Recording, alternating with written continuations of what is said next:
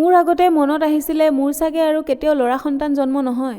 ল'ৰা সন্তানৰ ইচ্ছা মোৰ মনত কৰবাত নহয় কৰবাত আছিলে আগৰ পৰা। আহিয়ে আছিলে, কাৰোবাক দেখিলেই মোৰ এয়া মাক পুতেক, যদি মোৰো এটা ল'ৰা সন্তান থাকিলে হয়। কিন্তু এতিয়া নহ'ব, আৰু হ'লেও চিজাৰিয়ান হ'ব। গতিকে মই টেনচন ল'ব খোজা নাছিলো। যদি কিবা চমৎকাৰো হয়, যদি মালিকে মোক এটা ল'ৰা দিলেহেঁতেন, তেতিয়া মোৰ মনত কোনো কষ্ট নাথাকিল হয়। আৰু সেই কথাই আজি সঁচা হ'ল যে সন্ত ৰামপালদেৱৰ দয়াত মোৰ পিৰিয়ডো হৈ আছিলে, মই গমেই পোৱা নাছিলোঁ। মোৰ গৰ্ভত 3 মাহতকৈ বেছি হ'ল, সন্তানটো থাকিও গ'ল। সন্ত ৰামপালদেৱৰ এনেকুৱা দয়া হ'ল, যাৰ পৰা মোৰ সন্তানটো আজি 1.5 বছৰীয়া হৈ গ'ল, আৰু মালিকে মোক সেই আশাও পূৰ্ণ কৰিলে। সেইবাবে 7 বছৰৰ পিছত মই সেই আনন্দ পালোঁ, যি আনন্দৰ কথা মই সদায় মালিকক কৈছিলোঁ। মোৰ মানে শহুৰ দেউতা 80 বছৰীয়া হৈ গৈছে, তেওঁ তথাপিও সন্ত ৰামপালদেৱ মহাৰাজৰ শৰণত, মালিকৰ শৰণত সেৱা কৰে।